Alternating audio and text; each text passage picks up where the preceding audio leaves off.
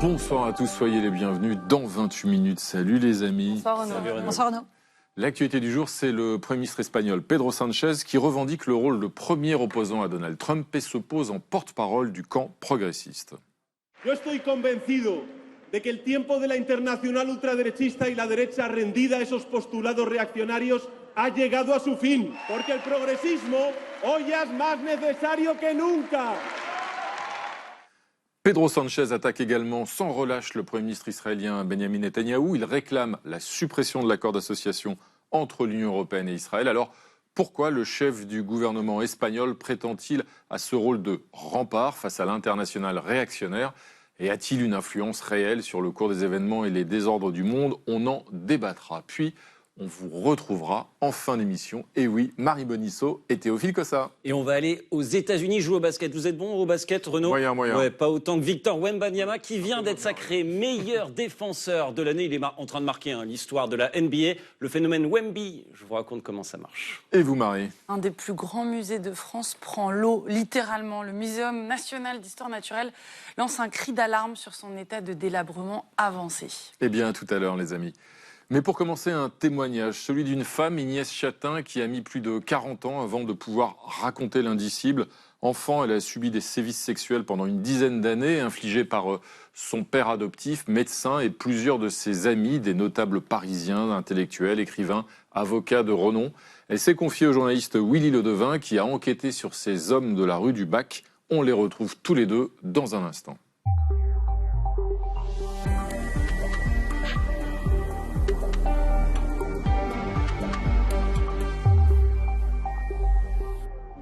Bonsoir et bienvenue Inès Chatin et Willy Ledevin. Laissez-moi vous présenter Fanny Veil et Valérie Brochard. Bonsoir. Bienvenue à tous les deux. Inès Chatin, vous avez donc été victime de ces abus sexuels dont on va parler dans un instant lorsque vous étiez enfant, infligés par ces hommes de la rue du Bac qui constituent le cœur de votre enquête, Willy Ledevin. Inès Chatin, quand on connaît votre histoire, est-ce que c'est particulièrement difficile, pénible, douloureux de venir en parler à la télévision? C'est compliqué dans le sens où j'ai été privée de la parole pendant très longtemps. Parler était interdit. Et donc aujourd'hui, j'essaye de dépasser cet interdit et de venir répondre à vos questions, mais aussi de pousser d'autres victimes à prendre la parole, elles aussi, ou eux aussi, pour essayer de bousculer les silences dans les familles et dans la société. Et c'est pour ça que vous avez réussi à briser ce silence, justement. On va le voir tout de suite dans un instant. Si vous êtes là tous les deux ce soir, Inès Chatin et Willy Ledevin, c'est parce que pour alerter sur l'ampleur de la pédocriminalité, vous avez le profil idéal. Ce profil idéal, il est signé Olivier Boucreux, élu par Gaël Legras. Une enquête sur des violences sexuelles impliquant des figures de la grande bourgeoisie parisienne. Une plainte, un livre. Inès Chatin, vous avez parlé. Willy Ledevin, vous avez enquêté. Pour mettre des mots sur l'indicible, vous avez tous deux le profil idéal.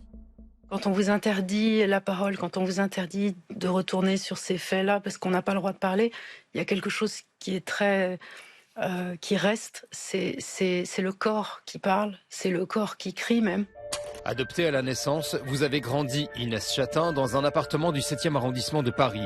Une famille en apparence parfaite, mais derrière la façade, dites-vous, une violence absolument permanente. Vous racontez avoir subi des viols et des sévices sexuels entre 4 et 13 ans avec d'autres enfants dans des appartements du quartier imposés par votre père adoptif, le médecin Jean-François Lemaire, et certains de ses proches. Parmi eux, vous désignez les éditorialistes Claude Imbert et Jean-François Revel, l'avocat François Gibault, l'écrivain Gabriel Matzneff. Si M. Matzneff était plutôt un employé anonyme de n'importe quelle société, je crois qu'il aurait des comptes à rendre avec la justice. Dans ce milieu, tout est imbriqué. Famille, réseau, réputation. Pendant des années, vous vous êtes tu. Willy Ledevin, vous êtes journaliste à Libération, spécialisé dans les affaires sensibles. Vous découvrez l'histoire d'Inès en 2023. S'ouvrent alors 2 années de travail, entretien, archives, vérification. En 2024, Libération publie l'enquête. Aujourd'hui paraît Les Hommes de la rue du Bac. Vous y décrivez un microcosme bourgeois où règne un véritable culte du silence, car l'affaire suscite des résistances, faute de preuves matérielles directes. Face aux accusations de pédocriminalité, un monde se protège et se défend. Une contre-enquête pour contester les accusations est publiée dans le Figaro. En parallèle, de nouveaux témoignages émergent évoquant des faits similaires dans les mêmes réseaux. Aujourd'hui, vous partagez tous les deux la même démarche, empêcher au maximum que d'autres enfants soient exposés aux mêmes violences. Alors Inès Chatin, ces hommes de la rue du Bac, et on les voit dans le sujet, à commencer par votre père adoptif Jean-François Lemaire, et puis ses amis, quel est votre état d'esprit à leur endroit aujourd'hui ? Aujourd'hui, justement, vous prenez la parole, est-ce que vous êtes animé par une forme de désir de vengeance ? Oh non, il ne s'agit pas du tout de vengeance, il s'agit de faire la lumière sur ce passé. Il s'agit de comprendre comment tout ça a pu se tramer, comment ça a pu être autorisé, comment ça a pu se construire, comment est-ce qu'il a pu nous mettre à la disposition de ces hommes.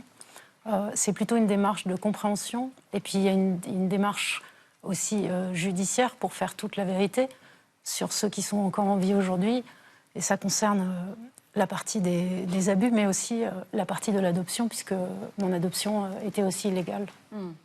Alors, Willy Ledevin, vous démarrez votre ouvrage par ces mots. Ce livre n'aurait jamais dû être écrit. Il fait évidemment référence au silence d'Inès, des autres, de victimes bien sûr. Mais on pense aussi à votre enquête qui avait été publiée dans Libération à l'été 2024, qui n'a pas eu un grand retentissement. Comment vous l'expliquez ? Je pense que le silence est culturel dans cette haute bourgeoisie-là. On parle peu, c'est un usage, c'est une raison d'être, c'est une façon d'être. Il y a ce culte, que moi j'ai beaucoup entendu, de mourir avec ses secrets. Je pense que c'est des familles dans lesquelles il y a du pouvoir, il y a de l'héritage, il y a de la réputation. Et que quand il y a des choses peu reluisantes, on préfère les dissimuler pour que la façade reste jolie et que pour que la position préférentielle dans la société demeure. Ce sont des familles de pouvoir qui ont des capacités de mobiliser du réseau pour se défendre. Cette ambiance chez vous, justement, entre votre père et votre mère, aussi la violence qu'infligeait votre père à votre mère, vous le racontez. Et puis vous avez Inès Chatin à la fin de sa vie, lorsque votre père était hospitalisé, peu de temps avant son décès. Vous l'avez, avec son accord, vous l'avez enregistré. On va entendre des propos qui sont assez glaçants, justement, des propos au fil desquels il justifie très clairement des comportements pédophiles. On l'écoute. Quand ils ont 2 ans, mes gosses n'y passent pas. Puis quand ils en ont 4, ils y viennent progressivement. Celui qui joue un rôle moteur n'est pas un gosse. Après, si. Après, ils sont en train d'attirer les vieux messieurs à la vitrine des marchands de tabac pour s'en faire une proie. C'est certain. Le responsable, c'est le gosse, au départ, mais sans arrière-pensée. Pourquoi vous avez fait ces enregistrements en le prévenant en plus c'est pas du tout des enregistrements cachés. C'était pourquoi ? C'était pour essayer de comprendre, pour avoir des excuses, pour avoir des explications, des preuves aussi ? Déjà, c'est pas facile de parler après avoir écouté sa voix et surtout vu son visage en plus plus jeune. Ces enregistrements, c'était un espèce d'affreux huis clos dans une maison médicale dans laquelle il était à la fin de sa vie. J'ai pu commencer à parler de ce qui s'est passé à l'époque de notre enfance. Et ce qui m'a absolument stupéfiée, c'est la manière dont il a justifié ses actes et presque même glorifié ses actes et essayer d'en faire une forme d'héritage pour les générations d'après. Et c'est probablement à ce moment-là où j'ai commencé à penser que j'allais devoir vraiment braver l'interdit de la parole et d'aller raconter ce qui se passe derrière ces façades dorées et essayer de faire en sorte que ça n'arrive plus.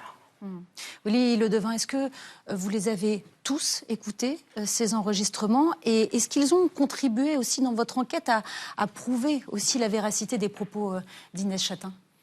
Oui, je les ai écoutés. Moi, ce qui m'a vraiment marqué, c'est on n'est pas face à de la pédocriminalité d'opportunité, on est face à de la pédocriminalité de conviction, d'idéologie. Les hommes, qu'on appelle les hommes de la rue du Bac, mais le groupe qui est ramifié autour de Jean-François Lemaire a des références historiques et culturelles communes. Ils justifient leurs pratiques sexuelles par des références à la pédérastie de la Grèce antique, notamment. Et moi, ce qui m'a permis, au-delà du témoignage d'Inès, de rentrer véritablement et de faire le chemin cognitif vers ce qu'elle raconte, c'est de lire les livres de ces hommes-là. Je suis revenu à leurs œuvres, j'ai relu Matzneff, j'ai relu Revel, j'ai relu Humbert, et en fait, quand on écoute Inès, on en voit des traces concrètes dans leurs écrits. Et moi, ça s'est aussi beaucoup concrétisé par ça, et je pense qu'il faut relire les livres, en fait. Et il y a beaucoup de choses qui parlent. Ce qui est absolument sidérant, c'est que d'avoir vu la semaine dernière des images de Gabriel Matzneff dans un prix littéraire en plein Paris, dans une brasserie. Dans une brasserie parisienne, il s'est montré en public. Exactement. Les mots me manquent. Il était invité. Et visiblement, ça n'a pas eu l'air de perturber beaucoup les présents, sa présence. Il me semble que, connaissant les faits, et à quelques jours après la parution du livre, où il y a le témoignage d'une autre femme que moi qui raconte les mêmes sévices et qui identifie parfaitement Monsieur Matzneff, il me semble que la moindre des choses aurait été que les personnes dans l'assistance lui montrent où était la porte de sortie. Et je trouve que c'est vraiment un symbole de l'impunité qui dure encore aujourd'hui, et je trouve ça sidérant. Fanny, un rapport parlementaire en France suggère de rendre désormais imprescriptibles les faits en matière de pédocriminalité.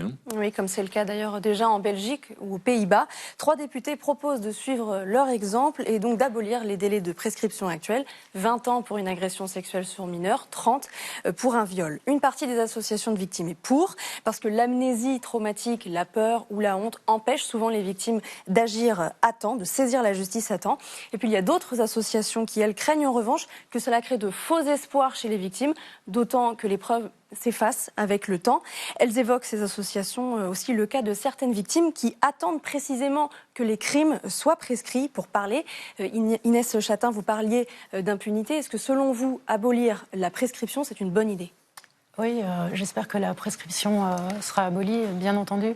Je pense que ça pourrait protéger des enfants parce que ça éviterait peut-être, ça échauderait peut-être certains agresseurs qui se diraient que jusqu'à leur dernier jour de vie, ils devraient rendre des comptes, parce que là, on parle de crimes sur des enfants. Il me semble que c'est non seulement ce qu'on a de plus précieux, mais ce qui est de plus fragile, et qu'on devrait protéger le plus. Et donc, oui, je suis pour l'imprescriptibilité, bien sûr, et le plus vite possible, et d'ailleurs, y compris sur les adoptions trafiquées aussi, puisque c'est un domaine où la prescription démarre au jour de la naissance et devrait démarrer au jour où on ouvre son dossier d'adoption et qu'on découvre son illégalité.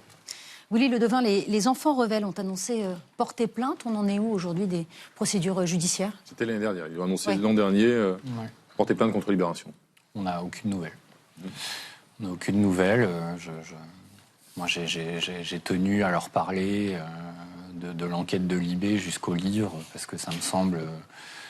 le contradictoire n'est pas un vain mot, et j'ai tenté au maximum aussi de les associer à des traces qui pourraient remonter aussi de leur côté. Il y a eu cette contre-enquête du Figaro, et ensuite, au moment du contradictoire du livre, ils n'ont pas répondu. Okay. Une dernière question, Inès Chatin. Quel est aujourd'hui, après ce qui a été un effort de parler, vous le disiez, de raconter à Willy Ledevin, d'entamer ses procédures judiciaires, après la publication de ce livre, quel est votre état d'esprit aujourd'hui ? Comment vous le résumeriez en un mot ? Aujourd'hui, ce que je vois, c'est qu'il reste encore beaucoup de choses à faire avancer dans les familles. Il me semble que les enfants sont un peu les parents pauvres des familles encore actuellement, sont mal protégés, et ils sont aussi les parents pauvres de la justice. D'ailleurs, quelque chose qui m'a beaucoup frappée, c'est que quand Notre-Dame a brûlé, il y a eu tout de suite une souscription nationale, et les 3 plus grosses fortunes de France sont venues aider pour sauver, et c'est très bien, les vieilles pierres historiques. J'aimerais savoir s'il pourrait y avoir un même élan pour sauver les enfants, parce qu'eux, ils sont bien vivants et ils souffrent encore actuellement. Et du coup, j'aimerais aussi faire une sorte de demande ou d'appel à ces familles-là, parce que les hommes de la rue du Bac ont détruit beaucoup. J'aimerais que les femmes de la rue du Bac, les mamans de la rue du Bac, viennent aider pour faire des enfants une cause un peu nationale, et qu'on puisse éviter toutes ces souffrances à l'avenir pour les enfants.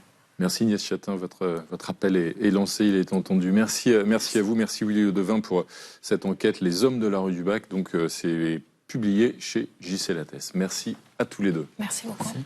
On passe maintenant à notre débat du jour sur les prises de position de Pedro Sánchez sur la scène diplomatique. Le Premier ministre espagnol dénonce la guerre en Iran. Il se veut le premier opposant à Donald Trump et à ses soutiens. S'agit-il d'un positionnement politiquement rentable ou peut-il vraiment devenir le leader d'une sorte d'international progressiste?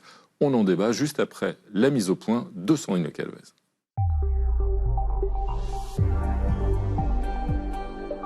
Pedro Sánchez est devenu ces derniers mois l'homme qui dit non. Non à la guerre. Non à la guerre à Gaza, non à la guerre en Iran. Le Premier ministre espagnol est l'un des rares dirigeants à s'opposer ouvertement à Benjamin Netanyahou et à Donald Trump. Pedro Sánchez a demandé aujourd'hui à l'Union européenne de rompre un accord commercial avec Israël. Le mois dernier, il avait déjà interdit aux États-Unis le survol de son espace aérien et l'utilisation de 2 bases militaires hispano-américaines de l'OTAN en Andalousie, provoquant la colère de Donald Trump. Spain actually said that we can't use their bases. They were unfriendly. They have great people, but they don't have great leadership. Pas de quoi arrêter le Premier ministre socialiste espagnol. Le week-end dernier à Barcelone, il a pris la tête d'une sorte de front anti-Trump lors d'un sommet pour la défense de la démocratie suivi d'un rassemblement progressiste. La honte va changer de camp. Nous allons tordre le bras à ceux qui se pensent actuellement intouchables. Les milliardaires qui exploitent les gens et dont la cupidité est sans limite. Mais la stature internationale de Pedro Sánchez contraste avec ses difficultés sur le plan intérieur. Des succès économiques en demi-teinte, un recul des socialistes face à la droite et l'extrême droite aux dernières élections régionales, ainsi que des accusations de corruption à l'encontre de proches du Premier ministre, notamment son épouse. L'an dernier, l'opposition conservatrice avait mobilisé des dizaines de milliers de personnes contre lui. Cet homme est corrompu. C'est un menteur, un squatteur. Alors, après 8 ans au pouvoir, Pedro Sánchez est-il fragilisé? Ou sort-il renforcé de son bras de fer avec le président américain? Est-il devenu le meilleur rempart contre Donald Trump? Bienvenue à tous les trois, merci de nous avoir rejoints sur ce plateau. À mes côtés, Juan José Dorado. Bonsoir, Juan José, correspondant espagnol à Paris. Vous collaborez notamment avec le groupe de presse, La Región. Buenas tardes. Sí, buenas tardes. Selon vous, Juan José Dorado, Pedro Sánchez est l'opposant à Donald Trump le plus en vue en Europe, en tout cas sur le plan médiatique, dites-vous. Mais d'autres dirigeants européens s'opposent plus discrètement et parfois avec davantage d'efficacité. On y reviendra. À vos côtés, Mathieu Petithomme, bonsoir. Bienvenue à vous. Politologue à l'Université de Franche-Comté, spécialiste de l'Espagne. Vous êtes l'auteur de Ville rebelle, municipalisme et pouvoir local en Espagne, paru aux éditions Le Croquant. Et selon vous, Pedro Sánchez surfe sur l'impopularité de la guerre au sein de la société espagnole, mais il y a aujourd'hui, dites-vous, une usure du pouvoir. Ça fait 8 ans qu'il est au pouvoir. Il y a un désir d'alternance en Espagne, comme on a pu le voir lors des derniers scrutins régionaux. Et à vos côtés, Pascale Johannin, bonsoir. Bienvenue. Bonsoir. Vous êtes directrice générale de la Fondation Robert Schuman, spécialiste des questions européennes. Selon vous, dans une scène internationale bousculée, Pedro Sánchez, dites-vous, tente de trouver une place de leader de la gauche progressiste face au mouvement de la droite radicale. Et il y a en effet une place vacante à prendre. Tout de suite, pour ouvrir le débat, Valérie, vous avez une déclaration qui est la déclaration du jour. Oui, absolument, Renaud. Un gouvernement qui viole le droit international ne peut être un partenaire de l'Union européenne. Ce sont les mots de Pedro Sánchez pour décrire Israël. C'était dimanche à Madrid lors d'un discours consacré à la position de l'Espagne sur le conflit israélo-palestinien. Le chef du gouvernement espagnol a dénoncé l'accord d'association entre l'Union européenne et Israël et il a officiellement demandé aujourd'hui même à la Commission européenne et aux États membres d'examiner la suppression de cet accord. Mais l'Allemagne a d'ores et déjà confirmé son refus de sortir de cette association. Et en Espagne, Juan José Dorado, comment cette demande elle est perçue au sein même du pays ? La société, de façon générale, c'est assez transversale, est plutôt d'accord avec le positionnement de Pedro Sánchez. Mais ce n'est pas du tout la première fois qu'il demande ça, puisque déjà en 2024, il avait demandé effectivement qu'on étudie de près cet accord avec Israël. Aujourd'hui, Pedro Sánchez a de la suite dans les idées. Je vous rappelle tout simplement le boycott autour d'Espagne, il y avait une équipe israélienne, le fait que l'Espagne n'aille pas en Eurovision, par exemple, au festival, parce qu'il y a Israël qui qui est représentée. Et donc la société espagnole, de toute façon, comme je vous dis, même à droite, elle est plutôt d'accord avec Pedro Sánchez dans une majorité, je ne dirais pas dans une immense majorité, on n'est pas à 60-40, mais c'est vrai que la société espagnole, sur ce positionnement pour la Palestine et pas contre Israël, parce qu'on fait la différence en Espagne. Ce n'est pas parce qu'on est contre le gouvernement israélien que l'Espagne est contre Israël ou contre le peuple israélien, mais je vous rappelle de toute façon qu'effectivement, Israël n'a plus d'ambassadeur du côté de Madrid, puisqu'il est rentré à Tel Aviv depuis plusieurs mois. Pour la Palestine et pas contre Israël, dites-vous, même si, Mathieu Petithomme, du côté israélien, le gouvernement a parfois dénoncé l'hypocrisie de Pedro Sánchez et de son gouvernement et l'a accusé de façon plus ou moins explicite quand même de faire preuve d'antisémitisme et pas simplement de défense de la cause palestinienne. Non, ça illustre la dégradation des relations. Oui, ça bien sûr, mais je pense que ça c'est tout à fait inexact. Ce que fait Pedro Sánchez, c'est juste prendre une position, c'est un petit peu le sujet de notre jour, qui remet un peu le progressisme au cœur du débat. C'est-à-dire qu'il faut se rappeler qu'en Espagne, il y a eu notamment en 2003, la guerre en Irak et à l'époque le Premier ministre José María Aznar s'était associé avec les États-Unis, avec Tony Blair pour cette guerre et il y avait eu un soulèvement populaire très fort, une opposition très forte de l'opinion publique. Et aujourd'hui en fait on retrouve un petit peu ça et Pedro Sánchez est sur cette même ligne et il essaye de l'incarner. D'autant plus qu'il y a en fait il n'y a pas vraiment d'autres leaders européens qui prennent cette position aujourd'hui. Justement, Mathieu Petithomme, vous remontez dans l'histoire, on va le faire ensemble un instant, puisqu'en Espagne, l'hostilité à la politique étrangère des États-Unis, justement qualifiée d'impérialiste par ceux qui s'y opposent, c'est une vieille tradition, vous avez raison de le rappeler, et c'est ce qui illustre justement notre archive du jour, qui nous fait remonter 23 ans en arrière, à l'époque de ces grandes manifestations contre la guerre en Irak. Dans les rues de Barcelone, le message est on ne peut plus clair. Les Espagnols ne veulent pas d'une guerre en Irak, 9 sur 10 y sont opposés. Chaque jour, les banderoles de protestation sont de plus en plus nombreuses. Et les Espagnols, de plus en plus inquiets face au soutien indéfectible de leur gouvernement aux États-Unis. Nous ne trouvons aucune justification à cette guerre, ni pour la sécurité mondiale, ni en termes de bénéfices économiques. Le gouvernement dit défendre nos intérêts, mais c'est seulement une histoire de pétrole. Le 15 février dernier, 4 millions d'Espagnols ont manifesté leur mécontentement. Mais le Premier ministre Aznar reste sourd. Alors les appels à la résistance se multiplient. Alors aujourd'hui, Pascal Joannin, est-ce que Pedro Sánchez s'inscrit lui aussi dans cette tradition anti-guerre de l'Espagne ou est-ce que vous y voyez plutôt de l'opportunisme ? Les deux. La tradition anti-guerre de l'Espagne, elle est due à l'histoire de l'Espagne. Hein. Je rappelle qu'ils sont membres de l'Union et de l'OTAN depuis 40 ans seulement. Hein. Donc après, en effet, le franquisme et le retour à la démocratie.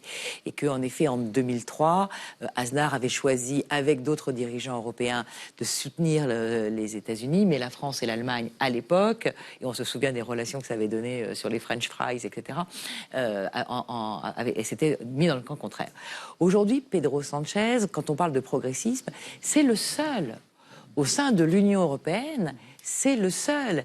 Il n'y a plus de dirigeants socialistes à la tête d'un pays européen, parce que les électeurs, pour des raisons diverses, ont mis les partis de gauche en situation de minorité. Vous avez le Maltais, vous avez la première ministre danoise qui est social-démocrate, et puis vous avez la Lituanie. C'est tout. Donc, en effet, il y a en effet une majorité de chefs d'État et de gouvernement qui sont plutôt à droite ou plutôt au centre-droit. Vous avez quelques exceptions de conservateurs, Giorgia Meloni ou le Belge, Bart de Wever. Bon, Orban est parti, il va y arriver, voilà. Donc, mais c'est vrai qu'il est tout seul. Donc, il a un créneau où il est tout seul. Et donc, dans les dirigeants européens qui étaient à Barcelone, il n'y en avait pas tant que ça, puisqu'il y avait plus de dirigeants sud-américains. Donc, c'est plutôt le leader d'un mouvement, j'allais dire, de retour de ce qu'était l'Empire espagnol avec l'Amérique du Sud plutôt qu'une influence espagnole au sein de l'Union européenne. Fanny. Juan José Dorado, est-ce qu'en prenant ce positionnement anti-Trump, Pedro Sánchez prend un risque pour l'Espagne ? Est-ce que ce positionnement a un quelconque impact, effet sur Donald Trump ? Alors, Prend-il un risque pour l'Espagne? Certainement, parce que vous allez à l'encontre de la première puissance mondiale. On voit quelles sont les menaces de Trump pour l'Espagne, même si elles sont limitées dans la façon de faire des Donald Trump. Donc le risque existe. La preuve, c'est que dans un certain nombre de réunions, on ne veut pas de l'Espagne, notamment dans le conflit avec Israël, on ne veut pas de l'Espagne. Le conflit Israël-Iran, États-Unis, l'Espagne, il y a un veto pour l'Espagne, ne peut pas être présente.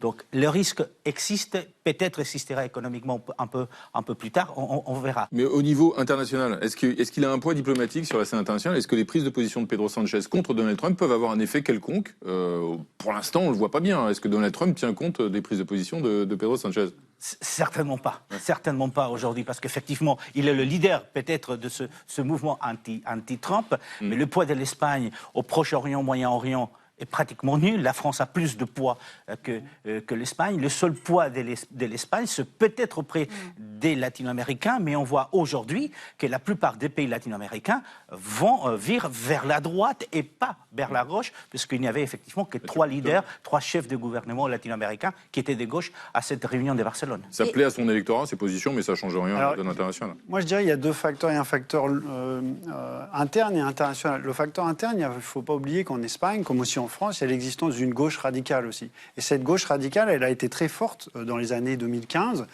Pablo Iglesias, avec Podemos, avait fait quasiment jusqu'à 20% des suffrages il y a 10 ans.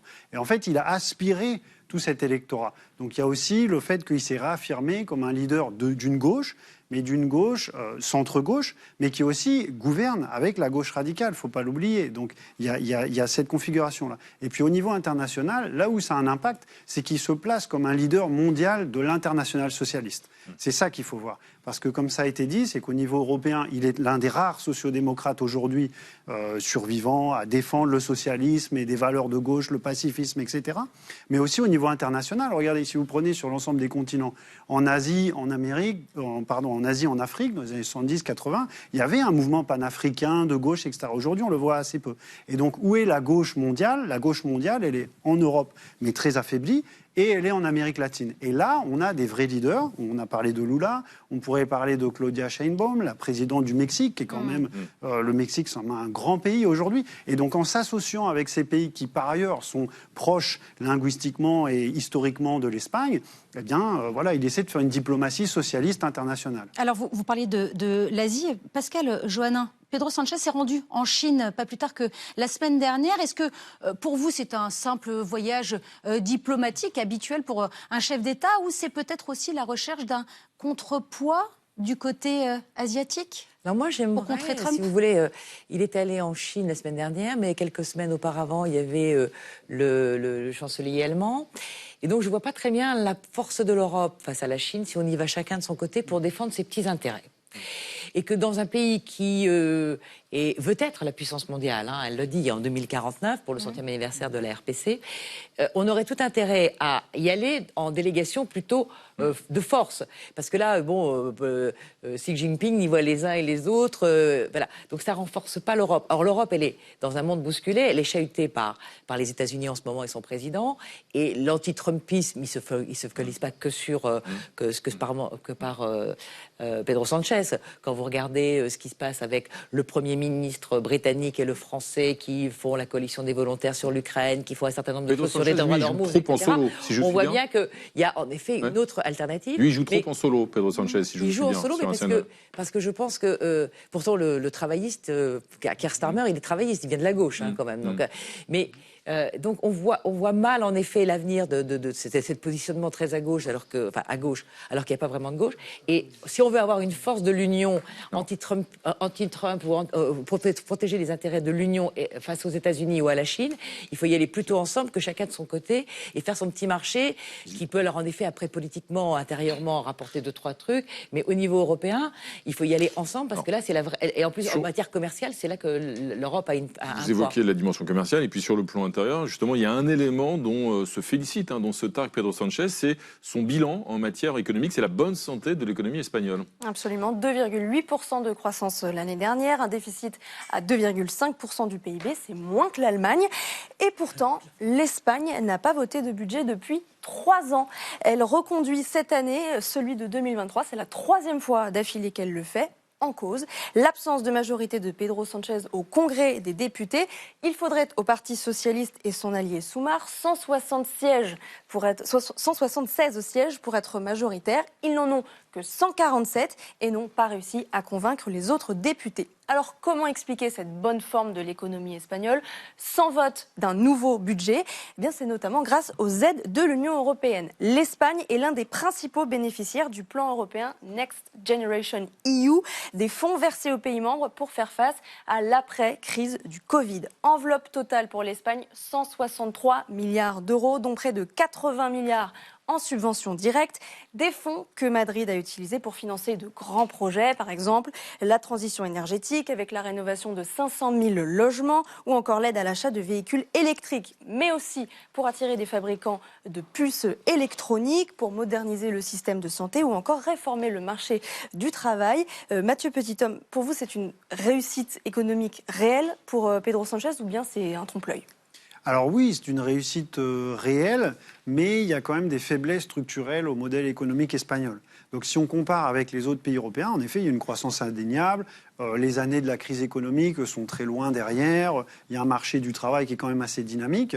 Mais l'Espagne a des faiblesses structurelles que sont notamment la dépendance au tourisme, des emplois assez précaires et assez peu payés, et un marché du travail, notamment dans tous les services, l'hôtellerie, les services, qui est très saisonnier. Donc il y a une problématique de bas salaire, etc. Mais au-delà de ça, voilà, on a un pays aussi qui va bien et qui peut être gouverné sans budget, pas simplement grâce à l'Union européenne, il y a aussi d'autres facteurs, notamment le fédéralisme, qui fait qu'en Espagne, par exemple, la santé et l'éducation sont gérées au niveau local. Donc en fait, il n'y a pas besoin de budget national. En fait, ça se fait localement et ça aide aussi pas mal. José Dorado, on vient de l'entendre, l'économie se porte plutôt bien et pourtant on n'a pas l'impression que ça ruisselle, pour utiliser un terme qu'on connaît bien ici en France, sur Pedro Sanchez, en tout cas sur sa popularité. Dans les derniers sondages, 35% seulement des Espagnols ont une opinion favorable contre 61% qui ont une opinion défavorable du chef du gouvernement espagnol. Et puis dans les 3 dernières élections régionales, eh bien, c'est le PP, le Parti populaire, donc la droite, qui est toujours devant le Parti socialiste que représente Pedro Sanchez. Comment vous l'expliquez ? En fait, il ne gagne pas une élection depuis 2023. Même les législatifs, il les a perdus puisqu'il a été 2e derrière le Parti populaire. Après, c'est le système politique espagnol qui fait qu'on peut gouverner en coalition et donc gouverner même si on n'a pas gagné des élections. Il est impopulaire et hyper, quoi, en gros, les élections. Voilà. Donc il n'a pas gagné effectivement des élections. Et tous les sondages laissent penser que les prochaines élections, c'est dans quelques semaines, au mois de mai en Andalousie, ils vont encore les perdre. Donc, qu'est-ce qui se passe ? C'est que tout simplement, aujourd'hui, c'est pour ça qu'il tient aussi, c'est qu'il sait qu'il ne peut pas aller aux élections parce qu'il sera obligé de quitter le gouvernement. Alors, sa politique économique est une réalité. C'est vrai qu'aujourd'hui, il y a 22 millions de personnes qui cotisent à la sécurité sociale. C'est le plus haut chiffre depuis la démocratie en Espagne. Mais la réalité, c'est aussi qu'on a du mal à se loger en Espagne, qu'effectivement, on a des très bas salaires. Et puis, il y a une dégradation de la vie politique qui est profonde avec des coalitions de gouvernements qui laissent à désirer pour beaucoup d'Espagnols, que ce soit avec les indépendantistes, nationalistes basques ou nationalistes catalans. Et ça, il le paye aujourd'hui, effectivement, dans tous les sondages. Pascal Johannin, il y a aussi dans la politique menée par Pedro Sanchez, il y a eu des vagues de régularisation assez massives de sans-papiers.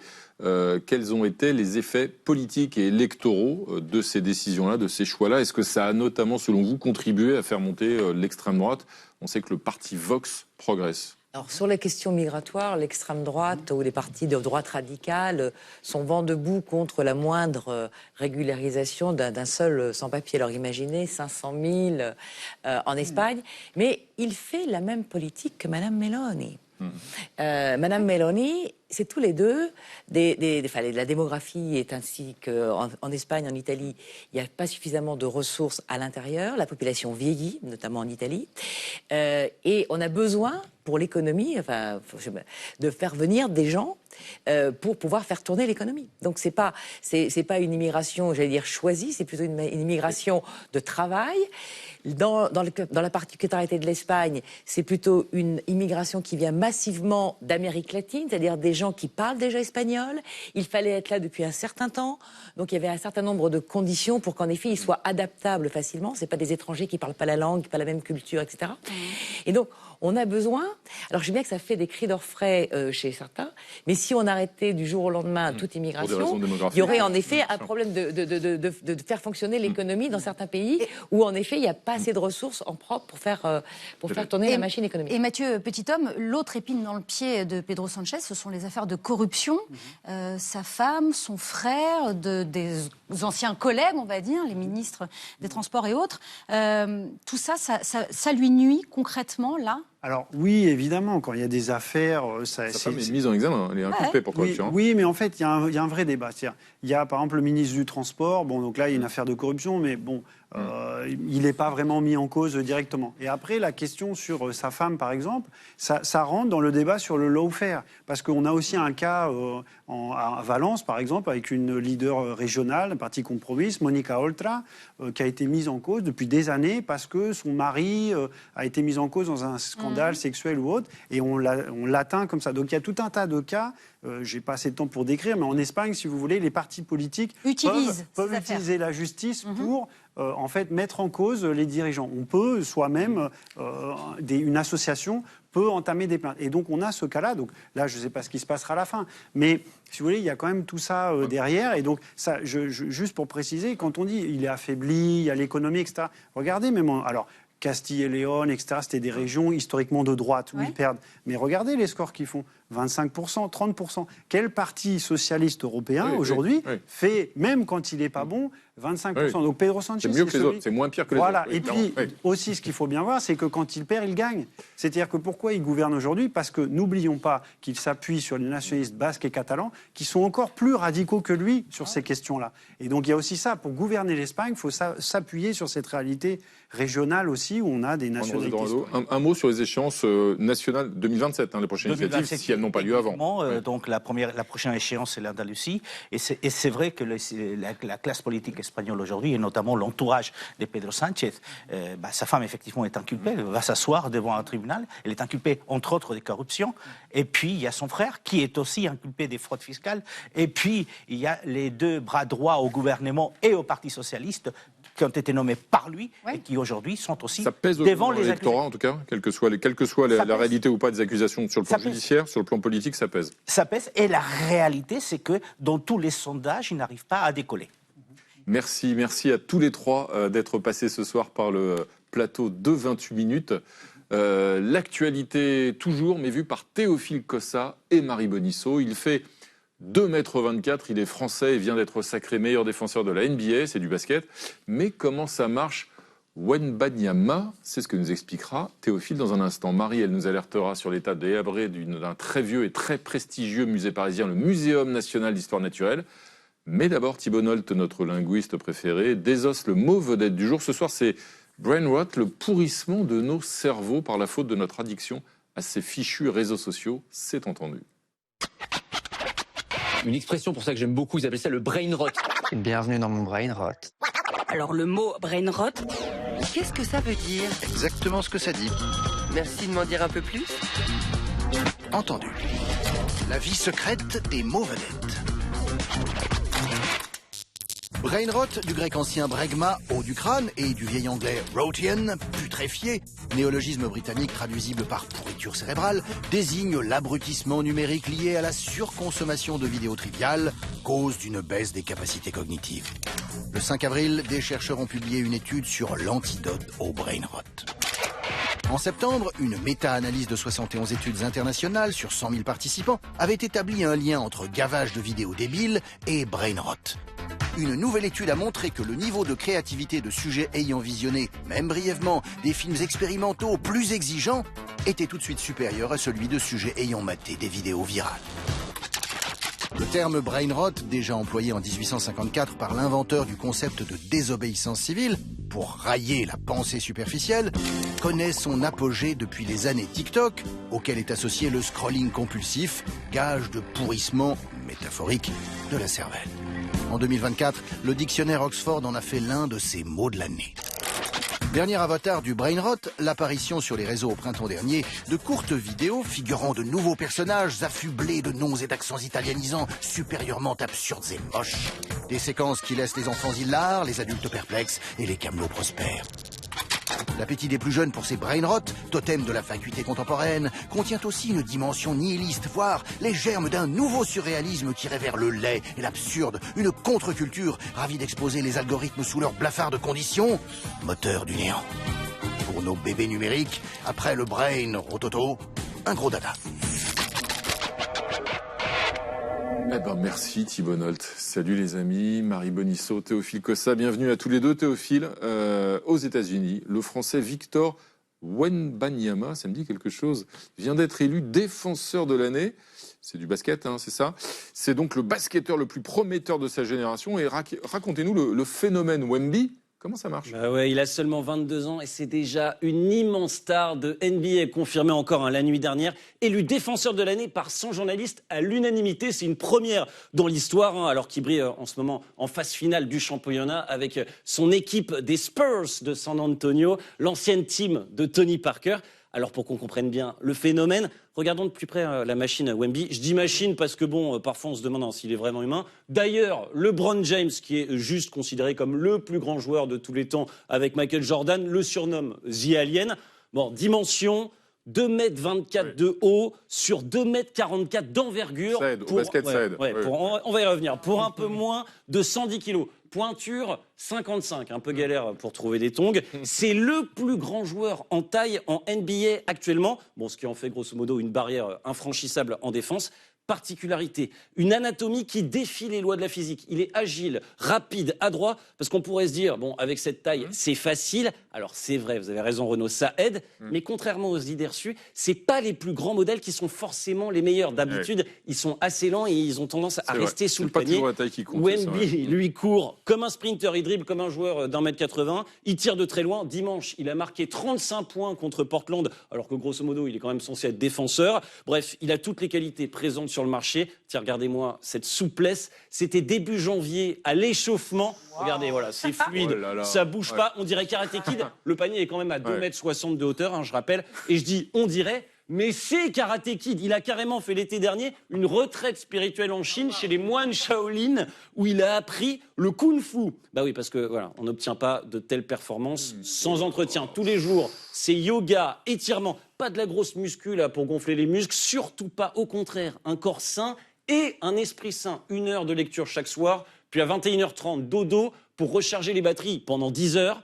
Bon, alors attention, Wemby n'est pas invincible non plus. L'année dernière, une thrombose veineuse à l'épaule l'a tenu éloigné 6 mois des terrains. Il a récemment eu aussi des petits soucis au genou. Résultat, les Spurs sont extrêmement prudents avec lui, surtout on préserve le moteur, on vise la distance, la carrière longue. Nous, bien sûr, on lui souhaite tout le succès qu'il mérite. Pourquoi pas le titre cette année avec les Spurs, qui n'ont pas gagné depuis 2014. Pourquoi pas le titre de meilleur joueur de la saison, il fait partie des 3 finalistes. Et puis pourquoi pas détrôner un jour Michael Jordan et LeBron James, ce serait pas mal. Pourquoi pas. Merci Théophile, c'est à vous Marie. Le Muséum d'histoire naturelle fête ses 400 ans, mais cette année, mais il faut bien le dire, dans un état assez déplorable. Il vieillit pas très bien, voire très très mal, ce Muséum d'histoire naturelle. Pourtant, 4e musée le plus visité de notre pays, à commencer par sa mythique galerie de l'évolution, qui attire 1 million de visiteurs chaque année, au Jardin des Plantes à Paris. Sauf que ces visiteurs ne pourront pas enchaîner avec le magnifique pavillon des reptiles dessiné par l'architecte Jules André sous le Second Empire, mais qui, pas de bol, est fermé depuis des années en attente de travaux de rénovation qui viennent d'être annulés faute de budget. Les visiteurs qui ne pourront pas non plus déambuler dans les galeries de minéralogie ni de paléontologie où, quand il fait chaud en été et qu'il y a trop d'humidité, les ossements exposés se dégradent et finissent par exploser littéralement. Ça, c'est le témoignage du président de ce muséum, Gilles Bloch, qui estime que les 3/4 des 120 bâtiments qu'il a à gérer, les 3/4 sont en grave danger. Le Monde est allé prendre des photos impressionnantes où on voit des fissures géantes et puis ces pauvres plantes tropicales de la Grande Serre qui sont obligées de vivre sous une bâche anti-gravat depuis qu'on s'est aperçu que cette verrière tremblait. Il faudrait au total 1 milliard d'euros d'ici 2040, estime le muséum, qu'en appelle désespérément à l'État et aux mécènes. Il y a urgence, on travaille dans des conditions pittoresques. J'ai adoré le terme qui résume placidement l'absence de double vitrage, de ventilation, d'isolation.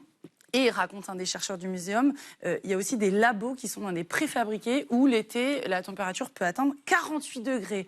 Impossible d'attirer des chercheurs étrangers sur notre campus dans ces conditions. Ils partent en courant, soupire toujours le président, qui rêve pourtant, dit-il, de participer au programme gouvernemental Choose France for Science. Quant aux collections, vous vous doutez qu'elles souffrent aussi. Le muséum, c'est la 3e collection naturaliste au monde. Il y a 68 millions de spécimens, donc des fossiles, des végétaux, des bouts de météorites, des insectes, sauf qu'ils sont conservés pour certains dans des zoothèques qui sont plus du tout aux normes. Il y a des herbiers aussi qui seraient menacés par les moisissures. Des radiateurs ont fui.